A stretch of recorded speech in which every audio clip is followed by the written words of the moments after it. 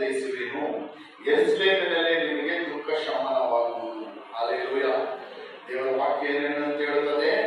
ತಾಯಿ ಮಗನನ್ನು ಸಂತೈಸುವ ಪ್ರಕಾರ ನಾನು ನಿಮ್ಮನ್ನು ಸಂತೈಸುವೆನು. ಹಲ್ಲೆಲೂಯಾ. ನಮ್ಮ ದೇವರು ಯಾರಂದ್ರೆ ಸಂತೈಸುವಂತ ದೇವರು. ಕಷ್ಟಗಳ ಸಮಯಗಳಲ್ಲಿ, ಇಕ್ಕಟ್ಟಿನ ಸಮಯಗಳಲ್ಲಿ, ಕಣ್ಣೀರಿನ ವೇಳೆಗಳಲ್ಲಿ ಯಾರೂ ನಮಗೆ ಸಹಾಯ ಇಲ್ಲ. ಏನೋ ನಮಗಿನ್ನ ಯಾರೂ ಸಹಾಯ ಇಲ್ಲ, ನಮಗೆ ಸಹಾಯ ಮಾಡೋದಕ್ಕೆ ಯಾರೂ ಇಲ್ಲ ಅಂತ ವೇಳೆಗಳಲ್ಲಿ ನಮ್ಮನ್ನು ಯಾರು, ನಮ್ಮ ದೇವರು ಯಾರು? ನಮಗೆ ಸಂತೈಸುವಂತ ದೇವರು, ಆದರಿಸುವಂತ ದೇವರು, ಆದರಣೆ ಕೊಡುವುದು. ಯಾವ ರೀತಿ ಸಂತೈಸುತ್ತಾರಂತೆ ನಮ್ಮ ದೇವರು ನಮ್ಮನ್ನು? ತಾಯಿ, ಒಬ್ಬ ಎತ್ತ ತಾಯಿ ಮಗುವನ್ನು ಏನ್ ಮಾಡ್ತಾರೆ, ಯಾವ ರೀತಿ ಸಂತೈಸುತ್ತಾರೋ ಆ ರೀತಿ ನಮ್ಮನ್ನು ಸಂತೈಸುವಂತ ದೇವರು. Hallelujah, hallelujah, hallelujah. ತಾಯಿ ಏನ್ ಮಾಡ್ತಾರೆ?